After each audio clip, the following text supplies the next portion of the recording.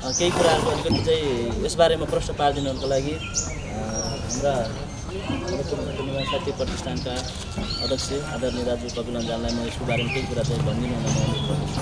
आदरणीय दाजु प्राज्ञ धीरेन्द्र प्रेमसी, आदरणीय भाउजू रूपा झा, जो नेपाली राष्ट्रिय गानमा उहाँको स्वर छ र उहाँ नाट्यकर्मी, मतलब त्यो रेडियोमा नाटक गर्नुभयो, केही समय कार्यक्रमहरू पनि चलाउनु भयो।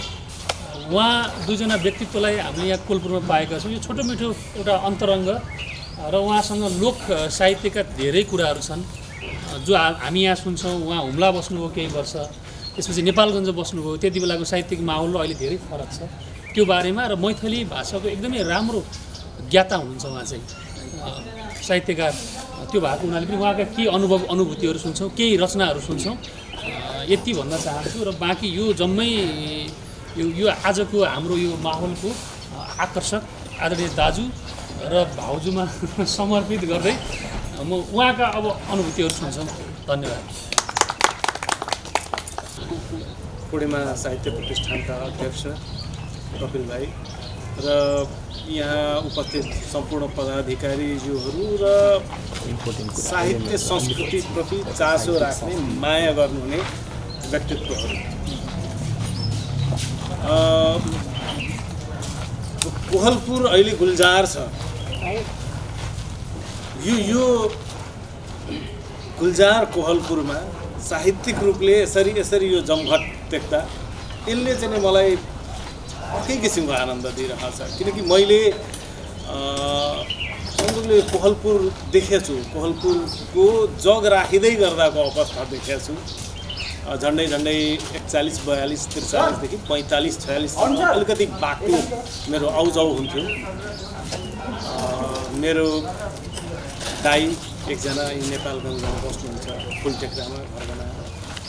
अनि मलाई लाग्छ सो जीवनको प्रारम्भिक यात्रा आफूले अगाडि बढाउने क्रमको यात्रामा म चाहिँ अलिकति यहाँ बढी बसेँ। अनि अब कोहलपुर त केन्द्र थियो, काठमाडौँबाट आउँदै गर्दा पनि, सुर्खेततिर जाँदा पनि, नेपालगञ्ज जाँदा पनि सुदूरतिरको बाटो अलिकति क्लियर भइसकेका थिएन त्यतिखेर। एकदमै सामान्य ठाउँ आज हरेक दृष्टिले विकास निर्माणका हिसाबले विभिन्न किसिमका भवनहरू बनेका छन्, मेडिकल कलेज छ। र त्योभन्दा पनि सबैभन्दा महत्त्वपूर्ण कुरा जुन साहित्यिक अभिरुचि, संलग्नता र साहित्यका मार्फतबाट केही गरौँ भन्ने जुन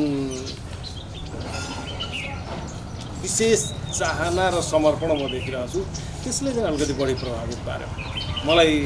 अहिले कुराकानीको क्रममा कपिल भाइले भन्नुभयो, हुन त म पत्रकार पनि हो, तर मलाई कोहलपुरमा गजलकार भनेर चिन्छन्।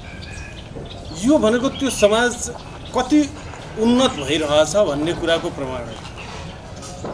अहिले हामी कहाँ जता गयो त्यतै चिनिने, पुजिने, पछाडि लागिने एउटा प्राणी भनेको नेता, राजनीतिज्ञ हो। त्यसपछि मलाई लाग्छ त्यही किसिमको पत्रकारिता पनि हो। तर त्योभन्दा बढी जसलाई चाहिँ अन्तर ऊर्जा दिने मूल साहित्यिक तत्त्व हो। त्यस कारणले यदि कोही व्यक्ति कुनै समाजमा चिनिन्छ भने त्यो व्यक्ति त आफैमा विशिष्ट हो, त्यसरी चिन्ने समाज पनि निकै नै विशिष्ट हो भन्ने मलाई लाग्छ। यस अर्थमा यो कोहलपुर र यसलाई बाँकेकै कुरा भनौँ, नेपालगञ्जकै कुरा भनौँ, यो क्षेत्रमा विशिष्ट हो।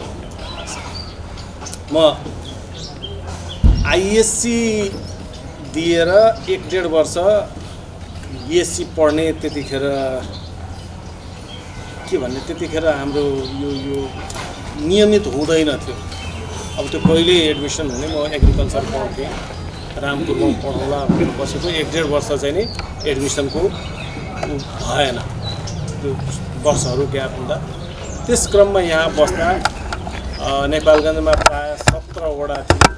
17 वडाका 1-2 जना एकदमै जाँगरिला र विभिन्न प्रकृतिले जाँगिरहेला साथीहरू पनि मेरा एकदम अभिन्न मित्र बनेका थिए। म विकास भण्डारी सम्झिन्छु, उज्जवल राणा सम्झिन्छु, विपिन रेग्मी, देवेन्द्र, अखिल, यी केही नामहरू म सम्झेर, सञ्जय लाखे। बडो गजबको थियो। तर मलाई अलिकति साहित्यप्रति रस चाहिँ नि बसिसकेको थियो। साहित्यप्रति डुबिएको त थिएन, रस चाहिँ नि बस्न थालेको थियो र सङ्गीतप्रति अभिरुचि थियो। गीत गाउँथे अनि कतै त्यस्तो टोली भइदिए हुन्थ्यो। अनि अब त्यो जुन अलिकति अल्लारे पाराका साथीहरू थिए, तिनीहरूको सहयोगले मैले नेपालगञ्जमा त्यस्तो चाहिँ कतै केही भेटाउन सकिनँ। एक किसिमले सायद सुक्खापन थियो। यदि कतै त्यो ऊर्जा थियो भने पनि भित्रै थियो होला, बाहिर आएको थिएन। त्यस्तो ठाउँमा अहिले यो झन्डै 3.5 दशक भइसक्यो पछि यस्तो गुलजार देखिनु भनेको पक्कै पनि निकै नै महत्त्वपूर्ण कुरा हो र यसका लागि चाहिँ नि मलाई एकदम खुसी लागिरहेछ। जुन बेला उराठ लाग्थ्यो त्यो यति हराभरा लाग्छ। अब अलिकति मेरो मूल थलोतिर जानुपर्ने हो। धीरेन्द्र प्रेमर्षि भनेपछि एउटा सिराहा जिल्लाको अहिले लाहान नगरपालिकामा पर्ने बस्ती थियो। पहिला एकदमै विकट गाउँ थियो। हाम्रो लाहान बजारबाट गाउँसम्म पुग्न पनि आलीको बाटो भएर हामी जान्थ्यौँ, झन्डै 5-6 किलोमिटर। तर त्यस्तो ठाउँमा पनि शिक्षा, सङ्गीत, साहित्यको एक किसिमको कतै न कतै त्यहाँ चाहिँ नै बीज चाहिँ नि राम्रैसँग गाडिया थियो भन्ने मलाई लाग्छ। किनकि अलिकति पूर्ववर्ती विशिष्ट साहित्यकारहरूको त्यहाँ उपस्थितिले गर्दा हामी त्यो भन्न सक्छौँ। राजनीतिक रूपमा होस् चाहे साहित्यिक रूपमा नेपालको राजनीतिका विशिष्ट पात्रहरू डाक्टर तुलसी गिरी, डाक्टर रुद्रप्रसाद गिरीदेखि लिएर अहिले प्रदीप गिरीदेखि त्यसपछि अब साहित्यमा डाक्टर ईश्वर बराल, त्यसै गरी डाक्टर लोकनारायण गिरी प्रायः नेपाली साहित्यको पहिलो लघुकथा कृति मानिन्छ खसिङ्गर भनेर त्यसका रचयिता। यस्ता यस्ता व्यक्तित्वहरू।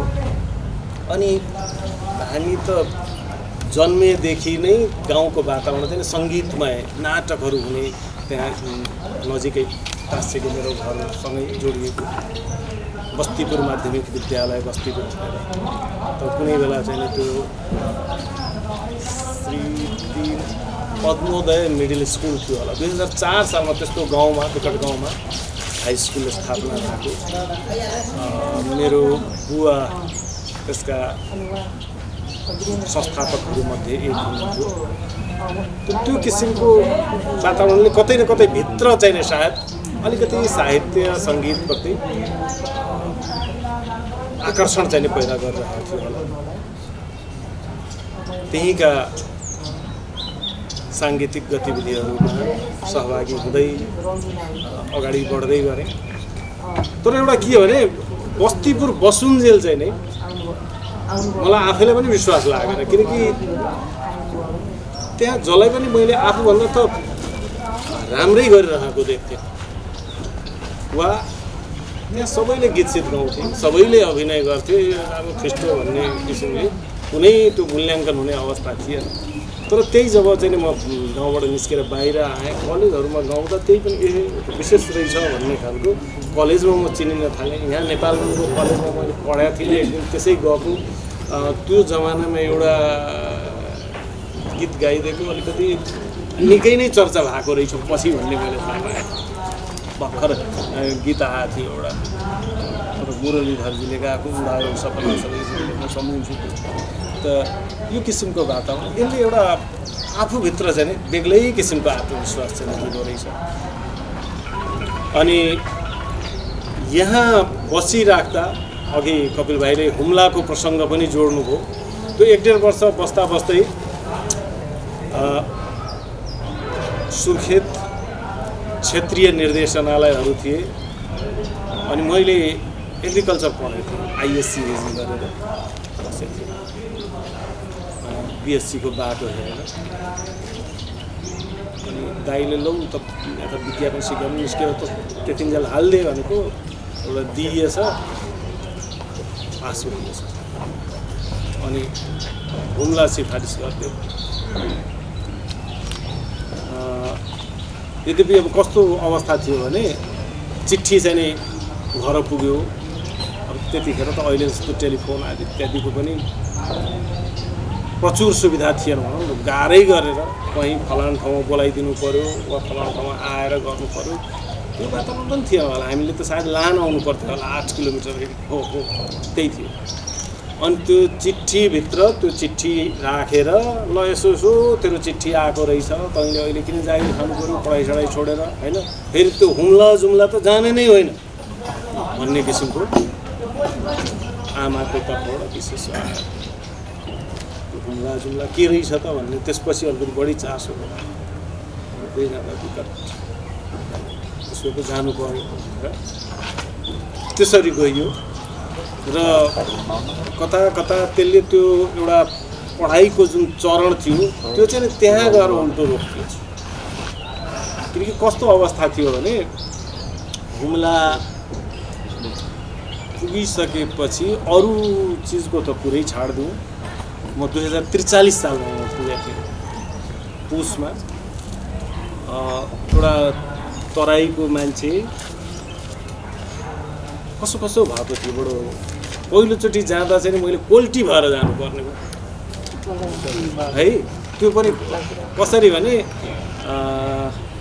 अब त्यो पनि अलिकति सुनाइहालौँ म सम्झिन्छु। अब दाइको अलिकति चिन्जान सायद थियो अञ्चलाधीश कार्यालयबाट सरकारी सिट हुन्थ्यो त्यतिखेर प्लेनको। ल सरकारी सिट एउटा उहाँले उपलब्ध गराइदिनु भयो। अब भोलि जाने भनेपछि ठ्याक्क त्यहाँको सिडिओ नै आइपुग्नु भएको छ। अब सिडिओ आइपुगेपछि उहाँले फेरि त्यहाँ गर्नुभयो अनि अञ्चलाधीश कार्यालयबाट दिइसकिएकोले कस्तो कस्तो आयो फेरि। अनि दाइले भन्नुभयो फेरि तँलाई त जहिल्यै काम लाग्ने त्यही हो, अहिले चाहिँ पुरुष कति भोलिपल्ट भइगयो भनेर। अनि भोलिपल्टको लागि गरेर सिडिओ साहबलाई त्यो सिट छोडेको भोलिपल्ट त्यहाँ चाहिँ हिउँ परेछ। अनि हिउँ परेपछि झन्डै 15 दिन 20 दिन 1 महिनासम्म त्यस्तै रह्यो। अनि कताबाट यताबाट फेरि चाहिँ ल पुग्नुहोस् भनेर अनि पत्ता लगाउँदै जाँदा कोल्टीको बाटो छ भनेर त्यसरी गइयो। अनि पहिलोचोटि कोल्टी भएर 6 दिन हिँडेर गएको पहिल्यैचोटि त्यो अनुभव छ मसँग। त्यो पनि पहिलोचोटि जाँदा त बेडिङ सेडिङ लिएर जानु पऱ्यो। मलाई सम्झना छ 23 किलो चाहिँ सामान थियो, 20 किलोसम्म प्लेनमा लानु पऱ्यो थियो। त्यतिखेर भारी शरीर पाइन्थे, कहीँ आफै बोकेर कहीँ। अनि एकजना म सम्झिन्छु, एकजना बखत बहादुर रावल, उहाँ चाहिँ हुम्लामै हवलदार हुनुहुन्थ्यो। उहाँले ल भाइ यसो गरौँ उसो गरौँ बडो सहयोग लास्टसम्म बाटो देखाउनेदेखि लिएर कहीँ भरिया पाएको ठाउँमा मेरो सामान बढी भएकोले केही बोकिदिएर पनि त्यसरी पनि सहयोग गरेर यसरी पुगियो। तर अब मेरो लागि पहिला त्यत्तिकै लहैमा गइएको थियो। अब यो साहित्यिक रूपले बीजारोपण त कतै न कतै मैले गाउँको अलिकति योगदान भने, तर त्यहाँ त्यो फक्रिने वातावरण चाहिँ नि एक किसिमले पायो।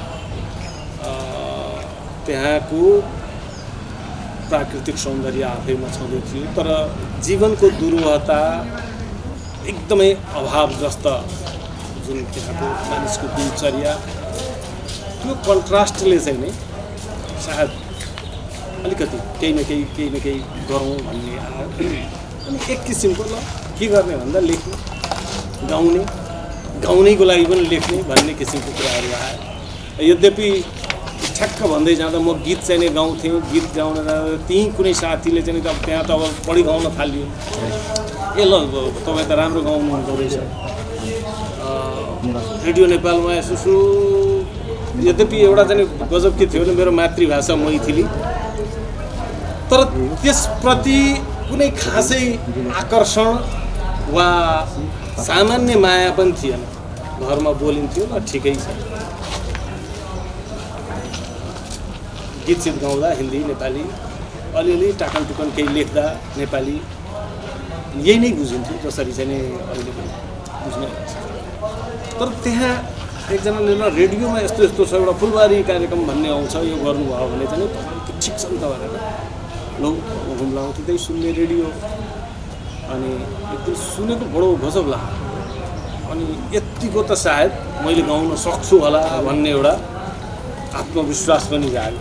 अनि त्यो जुन गीत सुनिएको त्यही गीतलाई गुरु मानेर किनकि नयाँ चाहिएला भनेर त्यहाँ लेखियो। लेखेपछि पछि निकै पछि गरियो। अनि त्यो एउटा लेखेपछि यो अरू पनि लेख्न सकिने रहेछ भनेर त्यसरी बढ्यो। त भन्नुपर्दा मेरो उमेर चाहिँ एकदमै कम थियो त्यतिखेर। तपाईँको वास्तविक उमेर चाहिँ नि 18 वर्ष नै थियो। नागरिकतामा 19 चाहिँ छोएको थियो। त्यही बेला गरिएको थियो। अनि हुम्लाको अवस्थिति परिस्थिति आदि इत्यादिले के थियो भने त्यहाँ बस्ने प्राय साथीहरूको दिनचर्या के हुन्थ्यो भने अब अफिसको समयमा अफिस गर्ने, बाँकी समयमा के गर्ने त भन्दा कुनै सृजनशील गतिविधि थिएन। अनि प्राय बसेर आपसमा तास खेल्ने अनि यसो अलिकति पिउने सिउने। अब मैले चाहिँ त्यो सिकिसकेको थिइनँ है। अनि कसैले चाहिँ भने हुम्लामा त रक्सी नखाइ बाँच्नै सकिन्न भनेपछि अनि चाहिँ झन् लाग्यो ल त्यसो चाहिँ बाँचेर देखाउँछु भनेर। अनि त्यहाँ बसुन्जेल मैले त्यो छोइनँ। त्यो समयमा के गर्ने अनि यस्ता कुराहरू आए। अलिकति पढ्ने चिन्तन गर्ने। पढ्ने त कमै चिजै कम पाइन्थ्यो। आफू यताबाट पछिको समयमा जाँदा पनि के हुन्थ्यो भने कति सामान लान सकिन्छ भन्ने कुराहरू थिए। जहिले पनि अब यहाँबाट नेपालगञ्जबाट जान थाल्दा कुनै न कुनै साथीको केही न केही हुने, 20 किलो त पुर्याउनु पऱ्यो, हरियो तरकारी भए पनि लगिदिनु पर्ने, सबैको थुप्रै मान्छे त्यतिखेर। यसरी एक किसिमले त्यो सिर्जना अलिकति बढ्यो।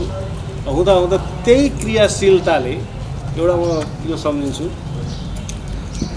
मैले त्यही वर्ष सारा त्यहाँका कर्मचारी साथीहरूलाई बटुलेर त्यहाँ एउटा मानसरोवर माध्यमिक विद्यालय थियो। त्यहाँका विद्यार्थी शिक्षकहरूलाई पनि साथ लिएर एउटा नाटक तयार गरेर सामान्य दिल्ली पोखरेल भन्ने साथी हुनुहुन्थ्यो। उहाँले त्यहीँको एउटा पत्रिकामा छपाउनु भएको हुम्ला सङ्गम भनेर निस्किन्थ्यो कर्मचारीहरूको पत्रिका। त्यो कथालाई आधार मानेर एउटा नाटक बनाइयो, नाटक खेलाइयो, प्रस्तुत गरियो। संयोगले पछि हेर्दा त्यो चाहिँ नि त्यो हुम्लाको इतिहासमै पहिलो नाटक भएको रहेछ। सायद प्रयोग गरिएको केही गरिन्थ्यो। जस त्यसले एउटा सृजनशीलतामा अगाडि बढायो। अनि गायनप्रतिको मोह चाहिँ नि अलिकति रेडियो नेपालमा पनि एकचोटि गाइसकेपछि होइन त्यहाँ पनि राम्रै एउटा हौसला पाए पनि होइन पुग्नुपर्ने काठमाडौँ नै हो केही हो जस्तो लाग्यो। अनि अब त्यहाँबाट चिठी लेखेर दिइयो, पठाइयो। कसले कहाँ के गर्नुभयो थाहा छैन। त्यो चिठी कुनै ठाउँमा पुगेछ अनि के कारण देखाउने त होइन। अलिकति स्वास्थ्यले त्यति राम्रो गरेन अनि अलिक अनुकूलताको ठाउँमा काठमाडौँ होइन त्यसमा त्यसलाई झन् घर पाक पठाइदिनु पऱ्यो भनेर जनकपुर गरिदियो। कहिलेकाहीँ आफूलाई अनुकूल भएको चिज पनि यदि चाहिएको छैन भने त्यो चाहिँ घोर प्रतिकूल जस्तो लाग्दो रहेछ। त्यो जनकपुर पुग्नु चाहिँ सुरुमा मलाई त्यस्तै भएको थियो। ठिकै छ। पुगेपछि पनि एउटा त्यहाँ खोज्न थालियो यहाँ कुनै नाट्य समूह छ कि त्योसँग मिलेर अलिकति केही गरौँ भनेपछि मेरा भतिज उमेरले मभन्दा 6 महिना जेठा तर एकदम हामी साथी आफ्नै भतिज फेरि धर्मेन्द्र झा है पत्रकार महासङ्घको अध्यक्ष हजुर। अनि उनले चाहिँ नि खोज्दै गर्दा यहाँ अरू त छैन एउटा मिथिला नाट्यकला परिषद भन्ने छ त्यो गर्ने हो र भन्ने जस्तो लाग्यो। मलाई के हुँदो होला भन्ने लाग्यो। चेतना नै जुन किसिमले आइरहेको छ त्यतिन्जेलसम्म है भाइ नेपाली तैँले बोलिस् भने त एक नम्बरको मान्छे होस्, हिन्दी गरिस् भने जान्ने होस्, अङ्ग्रेजी गरिस् भने झन् जान्ने होस्, यो किसिमको चेतना थियो। अनि त्यो मैथिली भनेपछि अलिकति नाक खुम्च्याए, तर पनि त्यसलाई चाहिँ केले जित्यो भने कलाप्रतिको एउटा आकर्षणले। लौ ठिकै छ पुग्यो। त्यहाँ गएको एउटा समारोहको तयारी भइरहेको रहेछ, यत्तिकै मान्छे चाहिँ विशिष्ट व्यक्तित्वहरू उपस्थित हुनुहुन्थ्यो। अब त्यसमा म सम्झिन्छु यतिखेर डाक्टर धीरेश्वर झा धीरेन्द्र हुनुहुन्थ्यो, मैथिली विभागको अध्यक्ष। पछि मैले थाहा पाएँ उहाँको कतिसम्मको प्रभाव रहेछ भने नेपाली साहित्यका थुप्रै मूर्धन्य व्यक्तित्वहरू, रोचक घिमिरे, जगदीश घिमिरेले आफ्नो मेन्टर नै उहाँलाई नै मान्नुहुन्थ्यो, मनुप राजाकी आदि सबै उहाँबाट प्रभावित वा प्रशिक्षित पनि। उहाँको मैथिलीको क्लासमा नेपाली, हिन्दी, अङ्ग्रेजी र यदि कुनै साइन्सका विद्यार्थीको क्लास खाली छ भने ती पनि जम्मा हुँदो रहेछ। त्यो पछि थाहा भएको त्यस्तो। अनि उहाँ डाक्टर राजेन्द्र विमल, महेन्द्र मलङ्गिया यस्ता व्यक्तित्वहरू, त्यो व्यक्तित्वहरूलाई देखियो, तिनीहरूको कुराकानी सुन्नु यो पनि ठुलै चिज रहेछ भन्ने जस्तो लाग्यो। अनि त्यहाँ गएर कतै न कतै आफ्नो मातृभाषाबारे अलिकति थाहा पाइयो र त्यसपछि लौनमा प्रयास गरौँ भनेर पहिलोचोटि मैले मैथिलीमा एउटा कविता लेखेको। त्यो काला अक्षरभन्दा राता अक्षर बढी भएको थियो। एकजना डाक्टर धीरेन्द्रले नै करेक्सन गरिदिनु भएको थियो, राता अक्षर। मेरो मैथिली पढाइको औपचारिक त्यति हो। पछि अलिअलि पढ्यो, त्यसपछि पढ्न थाल्यो। अनि त्यहाँबाट मलाई लाग्छ मेरो साहित्यले वा लेखन सङ्गीतले पनि एउटा दिशा पायो।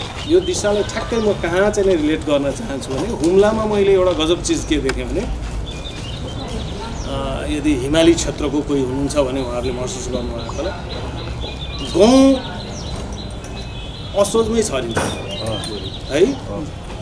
असोजमा छर्यो, त्यो कार्तिकमा अलिअलि यत्रो पलाएको हुन्छ, ढ्याप्प हिउँ पऱ्यो, जम्मै छोप्यो। त्यसपछि त्यो हिउँ पग्लेपछि पनि त्यो के हुन्छ, काटिँदो रहेछ त्यो हिउँले, त्यो हरियाली चाहिँ जम्मै सिद्धिँदो रहेछ।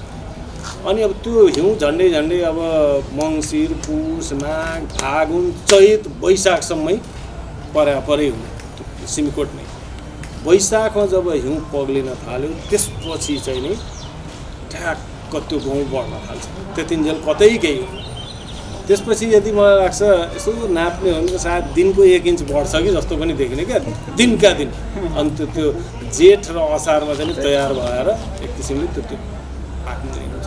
मलाई लाग्छ मभित्र एक किसिमको त्यो बिजारोपण भइरहेको त्यो विभिन्न किसिमको हिउँले चाहिँ नि थिचेर भित्रभित्रै चाहिँ नि त्यो परिपक्व हुँदै गरेको। जनकपुरमा 1 वर्ष बसेँ। त्यो 1 वर्षीय कार्यकाल चाहिँ नि बडो सक्रिय सकारात्मक रह्यो भन्ने मलाई लाग्छ। मैले अलिकति आफूलाई चिन्ने, अलिकति त्यो सबभन्दा आफूलाई चिन्नु भनेको पनि माटोलाई चिन्नु चाहिँ सबैभन्दा महत्त्वपूर्ण रहेछ क्या। माटो चिनेपछि त्यो माटोले बोकेका यावत कुराहरूलाई चिनिँदै गएपछि त्यसपछि नै आफूलाई पनि चिनिन्छ होला। अब यद्यपि यो चिनाउने उपक्रम जिन्दगीभर चलिराख्ने हो, तर त्यहाँबाट हुँदो रहेछ। पछि समयक्रममा 1 वर्षपछि नै म काठमाडौँ आएँ।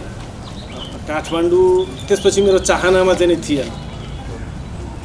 जागिरको क्रममा ल है यहाँ चाहिँ एउटा धीरेन्द्र झा भन्ने बडो इनर्जेटिक केटो छ भनेर त्यसले त यसो गीतसित माध्यमबाट के गरिरहेछ। ल तपाईँले चाहिँ यो एक्सपर्टिजलाई चाहिँ नि हाम्रै उसमा युज गर्नुपर्छ। ल तपाईँ काठमाडौँमा छ है, तपाईँ यहाँ बसिरहेको छ, अब कहाँ काठमाडौँ जाँदाखेरि विभिन्न किसिमको अलिकति प्रलोभन प्रोत्साहन दिने हिसाबले मलाई काठमाडौँ ल्याइयो। जे होस् त्यो फेरि पुरानै ठाउँमा जोडियो। त्यहाँ आएपछि वातावरणहरू पढेँ मैले, मैथिलीकै कुराहरू पनि लेख्दै जाँदा त्यसले मलाई नेपाली साहित्यमा पनि अलिकति वातावरण त्यसले बनाउँदै गयो। पछि म रेडियोसँग जोडिएँ। रेडियो नेपालमा जब मैथिली भाषामा समाचार सुरु भयो अनि ल मैथिलीमा कसले गर्छ त्यसरी जोडियो। यही क्रमले अगाडि बढ्दै गयो। मैले चाहिँ यो देखेँ कि मैथिलीको चिजले, मैथिलीमा मैले जे जति अध्ययन गरेँ, समाजभित्र पस्न पाएँ, त्यसले मलाई नेपालीमा पनि ऊर्जा दिने काम गर्यो। यद्यपि नेपाली भाषा बोल्ने, गाउने, लेख्ने यो पहिल्यैदेखि अलिकति राम्रै थियो। त्यो बस्तीपुरको सङ्गत मैले भनिरहेँ, बस्तीपुरको प्रभाव सङ्गत होइन, बस्तीपुरको त्यो मेरो रगतमै मिसिएको चिज र त्यहाँको वातावरण अलिकति अझै म चर्चा गर्छु। त्यो गाउँ भए तापनि त्यतिखेर हामी कहाँ समता पुस्तकालय थियो सक्रिय। हामी एकदम सानो केटाकेटी छँदा मलाई लाग्छ पुस्तकालयको कल्चर गाउँघरमा सायद अन्त पनि अलिकति राम्रै थियो होला, जुन अब प्रयत्नपूर्वक कहीँ केही गरियो भने त्यहाँ छ, अन्त त्यति साह्रो देखिएका छैनन्। त त्यहाँ समता पुस्तकालय थियो, त्यो समता नाममा मात्रै थिएन, त्यसलाई प्रयास गरिराखिएको थियो। म आफै सम्झिन्छु त्यतिखेर हाम्रो गाउँमा ह्यान्ड पम्प चाहिँ नै हुन्थेन, खोइ किन हुन्थेन थाहा छैन। प्रयास हुँदा पनि पानी नआउने, ढुङ्गा भेटिने इत्यादिले गर्दा अहिले जतिको प्रविधिहरू आइसक्यो। अनि इनार, अनि अहिलेसम्म हामी हाम्रो समाजमा सुनिरहेछौँ जातपात होइन, अझ छुत अछुत जस्ता कुराहरू पनि, अझ त्यो सिराहाको लाहान चाहिँ नै जातीय थिचोमिचोको, दलितलाई थिचोमिचो गरेको ठाउँको रूपमा एउटा केन्द्रको रूपमा कुनै बेला चर्चामा आयो। तर म सम्झिन्छु, म त केटाकेटीदेखि नै एउटा पण्डितको छोरो, मैले त्यही इनारको पानी खाएँ जसमा नजिकैको चमटटोलीका चमार जातिका मानिसहरूले पनि पानी त्यहीँबाट लान्थे, हामीले एउटै खायौँ जहिले। म सानो छँदा प्रदीप गिरीको एउटा क्रियाकलाप देखेका थिएँ। दुई जाति बिच चाहिँ नै यही छुवाछुतको कुरालाई लिएर झगडा हो। अब उहाँले चाहिँ खतरा एक लोटा पानी ला त भनेर, अनि कथित तल्लो भनिएको जातसँग पानी मगाएर चाहिँ त्यो पुरा सभामा उहाँले चाहिँ गटटट्ट खाइदिएपछि ल भएन अब तिमीहरूलाई भनेर, म एकदम केटाकेटी छँदादेखि देखेको कुरा। त्यति मात्रै होइन, प्रदीप गिरीको एउटा अर्को मैले देखेँ कि उहाँले जान गाउँकै एउटा चमार जातिको बच्चालाई, त्यसको नामै बच्चा थियो होइन, हामीभन्दा सानो भएकोलाई बच्चैभन्दा पनि भएकोले भान्सेको रूपमा राख्नुभएको थियो है। बाहिर धेरैले धेरै थोक गर्छन्, गाउँमै त्यो गर्न सक्नु गर्नु यो चाहिँ निकै महत्त्वपूर्ण कुरा हो। यस्ता अभ्यासहरू फेरि भइरहेको ठाउँ, ती चिजले अलिकति पछि पनि मलाई लाग्छ मलाई सघाउ पुर्याउँदै गयो, टेवा पुर्याउँदै गयो। त्यसपछि अब जीवनमा थुप्रै व्यक्तित्वहरूको साथ सहयोग रह्यो र कतै केही गर्न सकेँ। म यतिखेर चतुर्भुज आशावादीलाई पनि सम्झिन्छु। भोलि उहाँको स्मृतिमा विराटनगरमा एउटा विशेष कार्यक्रम भइरहेको छ। नेपालको सांस्कृतिक पाटोहरूमा खास गरी गीत सङ्गीतका माध्यमबाट, नृत्यका माध्यमबाट सिङ्गो नेपाललाई खोतल्ने र त्यसका वैशिष्ट्यहरूलाई जोड्ने सन्दर्भमा बडो महत्त्वपूर्ण भूमिका उहाँले यद्यपि मलाई प्रयोग गर्नुहुन्थ्यो, धीरेनजी तपाईँले यो लेखिदिनुहोस्, तर मैले यति चाहिँ उहाँको त्यो सङ्घातबाट मैले लाभ लिन पाएँ, नेपालका सांस्कृतिक वैशिष्ट्यहरूबारे थाहा पाउन पाएँ। किन मलाई लाग्छ जीवनमा धेरै ठाउँमा मलाई त्यसले साथ दिएको छ। यो एकहोरो म बोलिरहेछु, सायद अलिकति पट्यार लाग्दो पनि भइरहेको होला यहाँहरूलाई, तर म एक दुईवटा कुराहरू चाहिँ यो बिचमा जोड्न चाहन्छु, केही रचनाहरूबाट रिलेट गर्न चाहन्छु। कोहलपुरलाई यस्तो गुलजार देख्नु र हुम्ला गएपछि त्यहाँका वरपरका प्राकृतिक सौन्दर्य वैशिष्ट्यहरूलाई हेर्दै जान्छु। यो क्रममा त्यही बेलामा म रारा पुगेको थिएँ है, त्यही बेला एकचोटि होइन दुईचोटि पुगेको थिएँ। अनि यद्यपि त्यो लेखियो पछि एउटा गजलमा यसलाई ठ्याक्कै यो यहाँको जुन उजाडपन थियो नि त्यसको जुन अहिलेको अवस्था छ र मुगुमा त्यो टाकुरामा त्यो कचौरा बनेर ठ्याक्क जुन रारा उपस्थित छ त्यसलाई चाहिँ त्यही पाराले चाहिँ हेर्न सकिन्छ। म गुनगुनाएर सुनाउँछु यहाँहरूलाई। मैले भने म पहिला गायनमा रुचि राख्थेँ, तर अब एक त म स्थापित गायकै पनि हुन सकिनँ, तर जे जति भयो त्यो पनि भूतपूर्व मात्रै रहेन है। त्यसैले फेरि अहिले ठ्याक्क त्यो चिज नखोज्नु होला। थोपा थोपा धारा हुने पानीलाई सलाम, थोपा थोपा धारा हुने पानीलाई सलाम, थोपा थोपा धारा हुने, थोपा थोपा धारा हुने पानीलाई सलाम, मुगुमानी रारा हुने पानीलाई सलाम, मुगुमानी रारा हुने पानीलाई सलाम। खान केही नपाए नि आँतलाई रुझाइ, खान केही नपाए नि आँतलाई रुझाइ, निर्धाको सहारा हुने पानीलाई सलाम, थोपा थोपा धारा हुने पानीलाई सलाम। एउटा यसमै एउटा फरक पाटो पनि छ। थुप्रैले यसलाई ठिकै पनि लिनुहुन्छ र यसले अलिकति नकारात्मकै सन्देश दिएको भन्ने पनि मान्यता हुन सक्छ, तर यसले केही न केही उथलपुथल त ल्याएकै हो। देशभरि फैलिएको अँध्यारो विरुद्ध, देशभरि फैलिएको अँध्यारो विरुद्ध, दियो बाल्न खारा हुने पानीलाई सलाम, दियो बाल्न खारा हुने पानीलाई सलाम।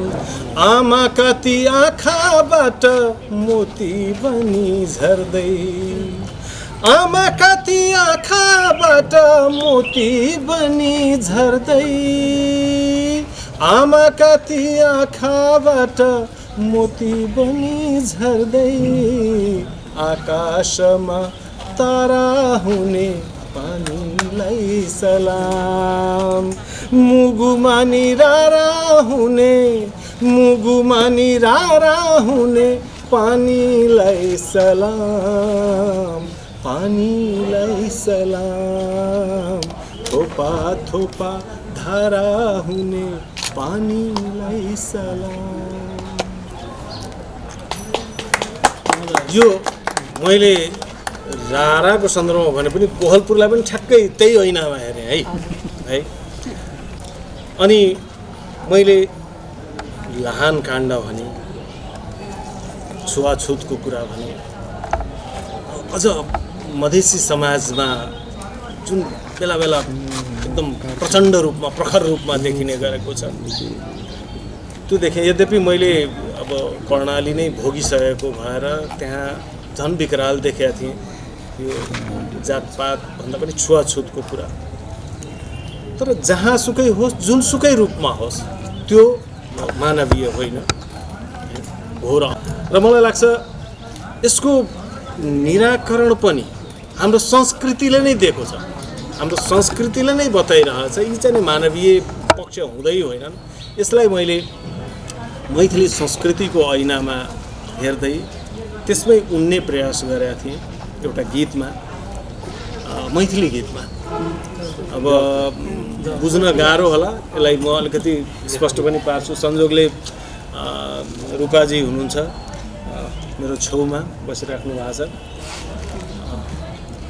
उहाँले धेरै चिजमा म एक थरी खास गरी तराईको मैथिली भाषी क्षेत्रमा चाहिँ नै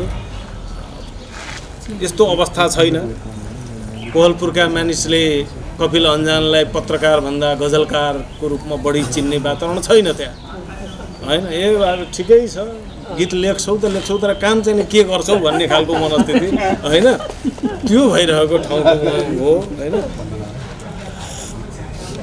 त त्यहाँ एउटा चिनिने वातावरण र त्यसले निकै एउटा लामो कालखण्डसम्म प्रभाव पनि पार्यो, जनमानसलाई जोड्ने काम पनि गर्यो। हेलो मिथिला भन्ने कार्यक्रम रेडियो कान्तिपुरबाट त्यो चाहिँ हामीले 21 वर्षदेखि सँगै अहिलेसम्म पनि चलाइरहेका छौँ, होइन? हजुर, 21 वर्षदेखि। र गजब एउटा यदि त्यसलाई त पाटो अलिकति छ है, त्यो मैथिली भाषामा पर्यो, फरक भाषामा पर्यो। एउटै स्पोन्सरले 21 वर्षदेखि साथ दिइरहेछ, स्पोन्सर गरिरहेछ। मलाई लाग्छ नेपालको सन्दर्भमा सायद सबभन्दा लामो पो हो कि अविच्छिन्न हुनसक्छ यो बेग्लै पाटो। त त्यहाँ हामी छौँ। उनको आफ्नो लेखन छ, मैथिली संस्कृति नै। माधव घिमिरेले जहिले पनि भन्नुहुन्थ्यो, राष्ट्रकवि माधव घिमिरेले, मैथिली त गीतको भाषा है। मलाई देख्न साथ ओहो ल प्रेमर्सी, मैथिली भाषा, मैथिली त गीतको भाषा भन्नुहुन्थ्यो। त्यो गीतको भाषा बनाउनमा मिथिलाको महिलाहरूको चाहिँ विशिष्ट योगदान छ। अब यो लामो प्रसङ्ग होला, तर अहिले त्यो गीत एउटा चाहिँ म सुनाइरहेको छु। प्रसिद्ध गायक रामा मण्डल र उहाँ रूपा झाले गाउनु भएको छ, मैले लेखेको सङ्गीतबद्ध गरेको। यो चाहिँ सुनाउने प्रयास गर्छु है। अनुमति माग्नु त्यही होइन, नत्र म एक्लै पनि गाउन सक्छु है, किनकि मलाई शब्द सुनाउनु छ। तर मलाई यसरी के हुन्छ भने हेर्नुहोस्, कहिलेकाहीँ कतिपय कुरा जस्तो सिस्नु पानी नेपाल, अलिकति म भनौँ, सिस्नु पानी नेपाल भन्ने संस्थाका केही गतिविधिहरूसँग यहाँहरू परिचित हुनुहुन्छ होला। 2055 सालदेखि सक्रिय त्यो संस्था। त्यसमा हामी सुरुमा 9 जना थियौँ। त्यो कस्तो थियो भने त्यो कुनै काम गर्छु भनेपछि 9 जनामध्ये 1 जनाले भनेपछि त्यो 9 जनाको कुरा हुन्थ्यो। त कतै न कतै हामी 2 जनामा त्यति त छ है, त्यति भनिदिएपछि चाहिँ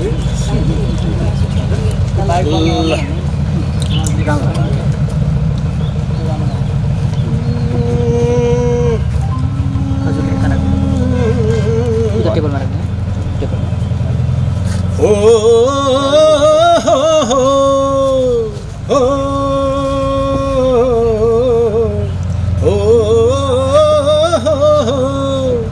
हमरे डालापन पथियास, हमरे डालापन पथियास, देवतो पितर पूजाइ छै, देवतो पितर पूजाइ छै। कहू यो बाबू तैयो हमर देह किया छुआइ छै, कहू यो बाबू तैयो हमर देह किया छुआइ छै। हमरे डालापन पथियास, हमरे डालापन पथियास, देवतो पितर पूजाइ छै, देवतो पितर पूजाइ छै। कहू यो बाबू तैयो हमर देह किया छुआइ छै, कहू यो बाबू तैयो हमर देह किया छुआइ छै। मेहनत हमर चलै छै सगरो, मुदा चलै नहीं पानियो, मुदा चलै नहीं पानियो। मेहनत हमर चलै छै सगरो, मुदा चलै नहीं पानियो, मुदा चलै नहीं पानियो। हमरा अहाँ में छोड़ गरीबी, अंतर की नहीं जानियो, अंतर की नहीं जानियो। हमरे दूध आजात पीच सा हो, हमरे दूध आजात पीच सा, हमरे दूध आजात पीच सा।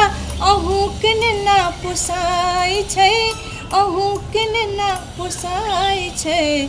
कहू यो बाबू तैयो हमर देही किया छुआई छै कहू यो बाबू तैयो हमर देही किया छुआई छै। धन्यवाद। यो नबुझिने भएर मैले पुरै सुनाइनँ, तर वास्तवमा के भने मैले भने संस्कृतिकै आधार लिएर धर्मकै आधार लिएर मान्छेले समाजमा अधर्मी असांस्कृतिक क्रियाकलाप पनि गर्ने गर्छ, तर त्यसको ओखतो पनि त्यही छ हैन। अब यो हाम्रो समाजमा केही वर्ष अघिसम्म यो जातीय रूपमा वा खास गरी छुवाछुतको कुरा एकदम विकराल रूपमा थियो। अहिले न्यूनीकरण हुँदै आइरहेछ, यो चाहिँ सन्तोषको कुरा हो। तर यसमा छठ पर्वको पृष्ठभूमि लिएको छ। मलाई थाहा छ यता भन्नलाई हाम्रो राजनीति चाहिँ नै पछिल्लो चरणमा जुन किसिमले विकसित भएको छ, मधेस राजनीति भन्छन्। मलाई चाहिँ अलिकति पुग्दैन, मधेस भनेपछि लौ हुनु पऱ्यो नि त। खोइ नेपालगञ्जमा त छठ त थिएन त 25 वर्ष अगाडि, त अहिले भएको भए पनि देखासेखी सुरु भएको होला, पछिल्लो प्रभावबाट भएको होला। सांस्कृतिक रूपमा यदि सिङ्गो मधेस यदि एउटै हुन्थ्यो, एउटै सांस्कृतिक युनिट हुन्थ्यो भने नेपालगञ्जमा पनि हुनु पर्थ्यो, धनगढीमा पनि हुनु पर्थ्यो। त्यो होइन, नारायणी नदी पछाडि नै ठ्याक्क फरक हुन्छ। नेपालको तराईकै पनि अलिकति संस्कृतिलाई लिने हो भने स्पष्टतः मिथिला संस्कृति वा मिथिला सभ्यताले निर्दिष्ट गरेको संस्कृति र अबद्ध सभ्यताले निर्दिष्ट गरेको संस्कृति, यो दुईटा फरक छ। त्यो छठमा एउटै पोखरीको वरिपरि सबै जातिले पूजा गर्छन्, पानी छोइन्छ भन्छन्।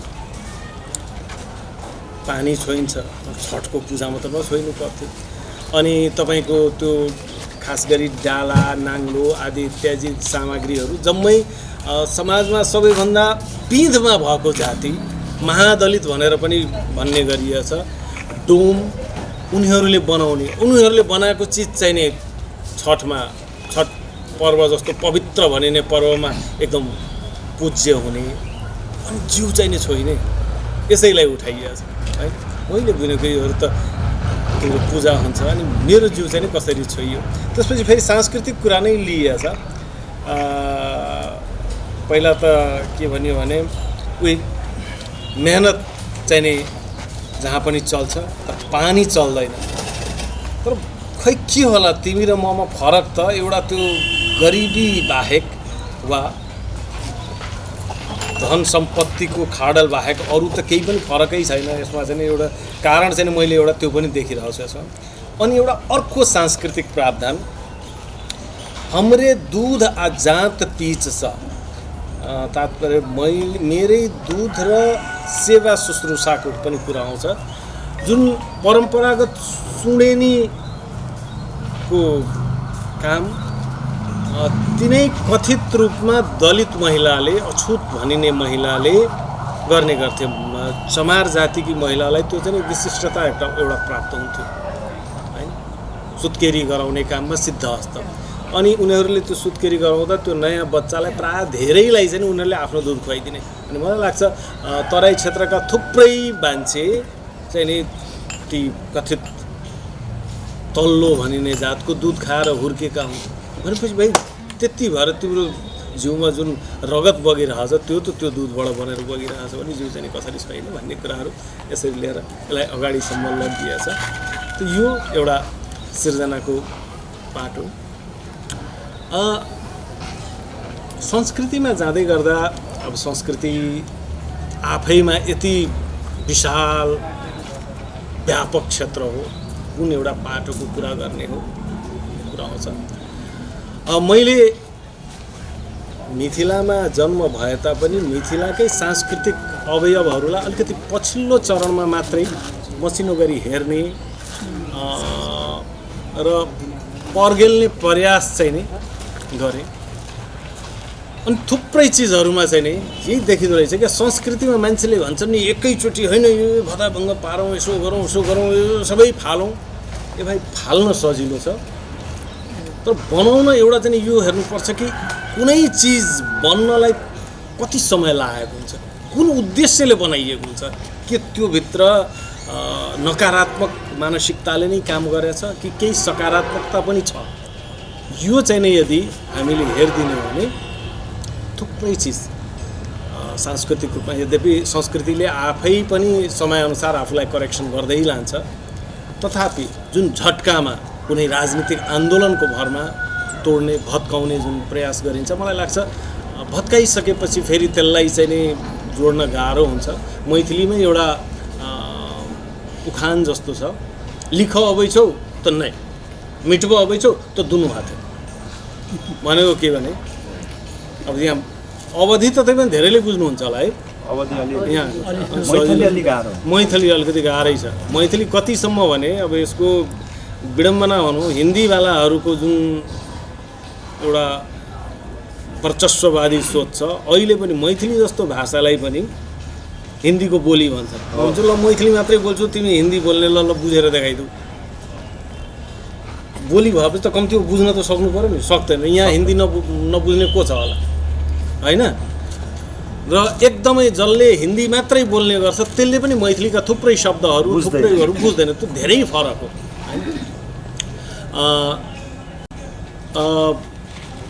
कहाँनिर थिएँ ठ्याक्क,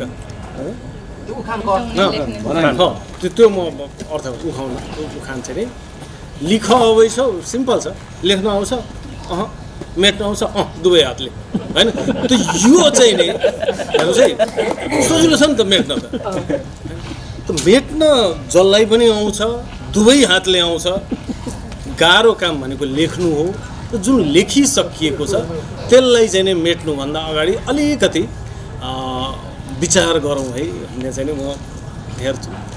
र अहिले यावत चाडपर्वको यदि उसमा हामीले हेर्छौँ भने गजब देखिँदो रहेछ क्या। अहिलेको समयमा आएर एकदमै उपयुक्त प्रमाणित भइरहेका थुप्रै चिजहरूलाई हाम्रो संस्कृतिले बडो मजासँग चाहिँ नि मिलाएर राखेको रहेछ। कुनै धर्मसँग गाँसेर, कुनै सामाजिक उपक्रमहरूसँग गाँसेर त्यसलाई हामी चाहिँ नि एक झट्कामा मिटाइदिउँ भन्ने गर्छौँ। त्यो वास्तवमा त्यही किसिमको उहरू। उदाहरण अब छठकै सन्दर्भ लिउँ। पहिला हामीलाई पनि अचम्म लाग्थ्यो के होला, तर हेर्दै जाँदा हेर्नुहोस् त पानी, सरसफाइ, उत्पादन र सामाजिक सौहार्द कति सुन्दर संयोजन रहेछ त्यसमा। जलाशयमै गर्ने, जलाशयमा गर्नु भनेको छेउछाउमा तिमी बस्ने बस्तीको छेउछाउमा पर्याप्त पानीको स्रोत हुनुपर्छ है। मतलब भूमिगत मात्रै होइन, बाह्य स्रोत हुनुपर्छ। अनि यसलाई चर्मरोग आदि इत्यादिसँग जोडिएछ। जहाँ पानी सफा हुन्छ त्यसै मलाई लाग्छ त्यो चर्मरोग जन्य समस्याहरूबाट चाहिँ मुक्त भइन्छ भन्नाले पानी सफा राख्नु पर्यो। अहिले ठुल्ठुला सहरहरूको ठुलो समस्या चाहिँ नि काठमाडौँको कुरा गरौँ, बागमती त्यस्तो प्रदूषित। यदि त्यो छठ जस्तो पर्व उहिलेदेखि मनाएर त्यसको सन्देशलाई आत्मसात गर्न सकिएको हुनसक्थ्यो, त्यहाँ ढल मिसाइन्न थियो होला, यो त पूजा गर्ने पानी हो भनेर, होइन? कस्तो भने त्यसमा नुहाएर पूजा गर्नै पर्छ छठमा। त्यही एउटा त्यो हो। त्यसपछि उत्पादनशीलतालाई एकदम प्रवर्धन गरिरहेको। कार्तिक महिना सामान्यतया अहिले त अब विभिन्न किसिमका प्रविधिहरू आए, हरेक महिना जे पनि फलाउन सकिने। तर जतिखेर परम्परागत मात्रै खेतीपाती हुन्थ्यो त्यतिखेर कार्तिक भनेको ठ्याक्क मङ्सिरभन्दा अघिल्लो महिना, कि त चैतलाई 13औँ महिना भन्थे, कि त कार्तिकलाई झन् खुङ्खार 13औँ महिना भनिन्थ्यो। मङ्सिरमा त धान पाक्छ, त्यसपछि त केही आउला, त्योभन्दा पहिले के होला। तर त्यो कार्तिकमा हुने छठ पूजामा 70 थरीको वनस्पति वा प्रसादहरू चढाउने। अब त्यतिखेर अहिले जस्तो बजार थिएन, छठको लागि चाहिँ फेरि पुँजी चाहिन्न भन्थे। त्यो भनेको तिमीले आफ्नै खेतबारीमा जहाँ जे जस्तो छ त्यहीँ जे फल्छ त्यही फलाउने। गजब गजबको प्रसादहरू छ, मुला, भान्टा, अदुवा, उखु, केराउ, जे पनि चढ्ने। यो भनेको भाइ उत्पादनशील भन, कर्मशील भन, छठ परमेश्वरी खुसी हुन्छ, समृद्धि आउँछ। त नाम छठ परमेश्वरीको गर्ने मान्छेले आफैले। यो अर्को अब सबभन्दा अस्ताउँदो सूर्यलाई पूजा गर्ने गजब दर्शन छ। जुन सूर्यबाट दिनभरि हामीले ऊर्जा उष्मा ग्रहण गऱ्यौँ त्यसलाई हार्दिकतापूर्वक कृतज्ञतापूर्वक विदा गर्ने। यो चाहिँ जीवनमा हरेक व्यक्तिसँग उदाउँदो घामलाई त सबैले पूजा गर्छन् मात्रै होइन, अस्ताउँदो पनि गएका पुस्ताहरूलाई कसरी सम्मान दिने भन्ने कुरा। त यी चिज हाम्रो संस्कृतिले नै राखेको छ। र म अन्त पनि अलिकति नेवारी संस्कृतिमा आउँदाखेरि त्यो चिज त्यो बडा गजब लाग्छ। एउटा त पूजा, अरू त गर्ने आत्मपूजा पनि, र त्यसपछि त्यो जङ्खु भन्ने भन्छ नि, कतिजना परिचित हुनुहुन्छ? हाम्रो धर्म भाइ त हुनुहुन्छ। जङ्खो भनेर भीम र थारोहण भनेर यता पनि छ, त्यो 84 पूजा आदि इत्यादि भनिन्छ। तर नेवारमा चाहिँ नि एउटा निश्चित वर्षहरूपछि गरिँदो रहेछ क्या। जीवनमा एउटा ऊर्जा सञ्चय गरिराख्ने सन्दर्भमा मलाई लाग्छ त्यो बडो महत्त्वपूर्ण चिज हो क्या। मान्छेले जबसम्म जीवनमा कुनै न कुनै आश गरिरहेको हुन्छ, अलिकति उसलाई बाँचौँ केही गरौँ लाग्दो होला। सामान्यतया एउटा मान्छे के हुन्छ, केटाकेटी अब म सम्झिन्छु आफ्नै सन्दर्भमा 4 क्लासदेखिको सम्झिरहेको छु क्या म।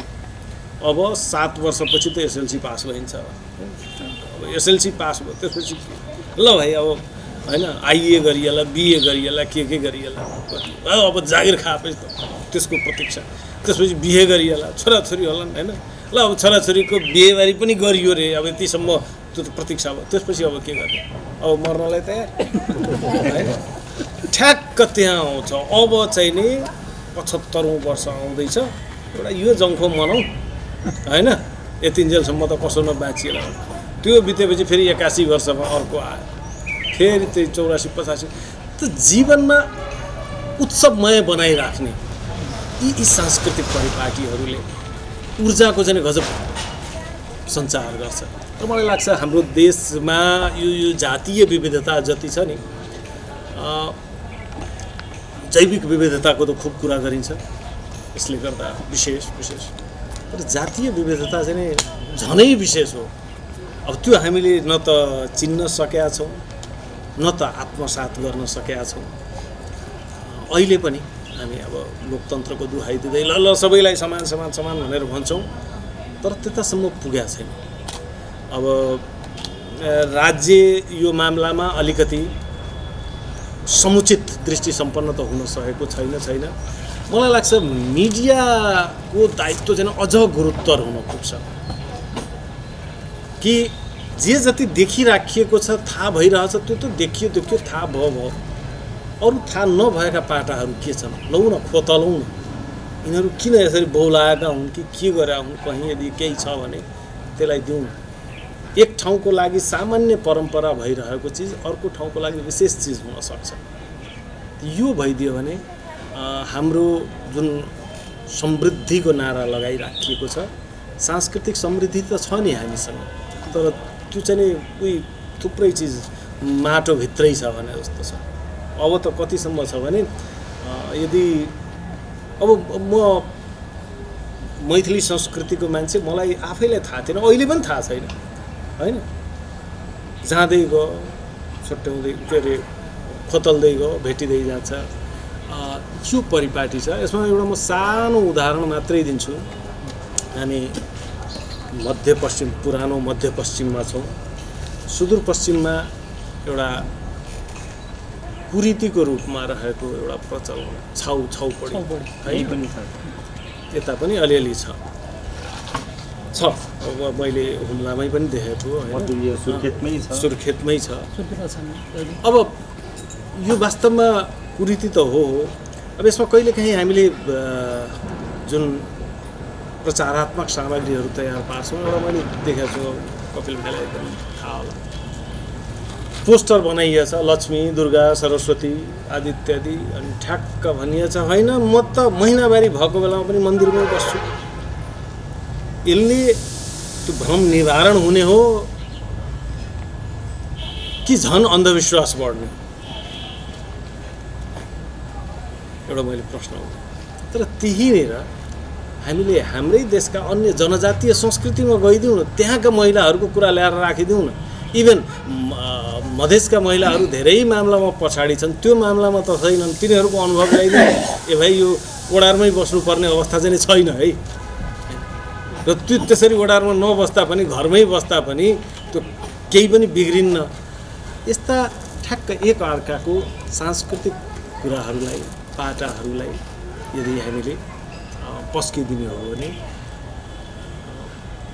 एक ठाउँ त्यत्तिकै रहिरहेको चिज अर्को ठाउँमा ऊर्जाको काम गर्न सक्छ र सांस्कृतिक आदान प्रदानले त्यो गर्न सक्छ भन्ने मलाई लाग्छ।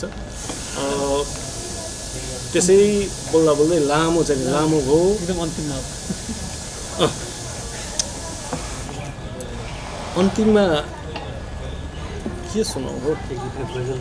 एउटा दुईटा भाउजूको पनि छ भने सुनौ। भाउजूको त राष्ट्रिय गान नै छ होइन, सयौँ टुङ्गा फुलका हामी। त्यो त जसले पनि सुनिरहेको, जहिले पनि एउटा राष्ट्रगान चाहिँ लाइभ नसुनौ।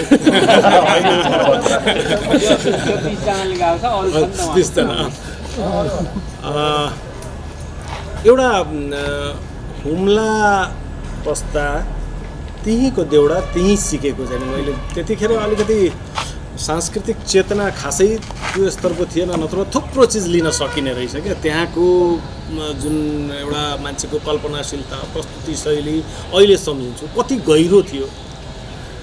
एउटा सानो देउडा चाहिँ मैले त्यहाँ ल्याउँछु। ती मुगुका गाउँहरू, रारा छेउकै गाउँहरू रहेछन्, 5 वटा गाउँ, थारा, गम्था, चिमा, डुङ्ग्री, चेरी। यो चाहिँ नि थेगोको रूपमा आएछ। त्यो सुन्छु। मलाई लाग्छ हाम्रो देशलाई अलिकति सम्मान गर्ने सन्दर्भमा, जोड्ने सन्दर्भमा अरू के अरे यो हिमाल पहाड तराई कोही छैनन् पराईले मात्रै होइन कि एक अर्काका चिजहरूलाई चाहिँ बोक्ने, सम्मान गर्ने, स्थान दिने, त्यो चाहिँ भइदियो भने जनकपुरको एउटा मान्छेले हुम्लाको गाओस्, हुम्लाकोले चाहिँ यसो तौलियाको गाओस्, बोलोस्, त्यसले पनि थुप्रो जोड्न सक्छ होला भन्ने मलाई लाग्छ। यस क्रममा यो मलाई बडो मिठो लाग्छ। कर्णालीको ढुङ्गे बाटो, थाडा, गम्था, चिमा, डुङ्ग्री, सेरिया, भाइजाउँ कठैवारी रूप से मेरिया। सुख छन् सपना सरी, थाडा, गम्था, चिमा, डुङ्ग्री, सेरिया, दुःख जीवन भरी रूप से मेरिया। दुःख जीवन भरी रूप से मेरिया। रिङ्दा रिङ्दै घुम्दा घुम्दै, थाडा, गम्था, चिमा, डुङ्ग्री, सेरिया, जोवन बाइजादो छ रूप से मेरिया। मनको भन्ने नभइकन, थाडा, गम्था, चिमा, डुङ्ग्री, सेरिया, कालले लैजादो छ रूप से मेरिया।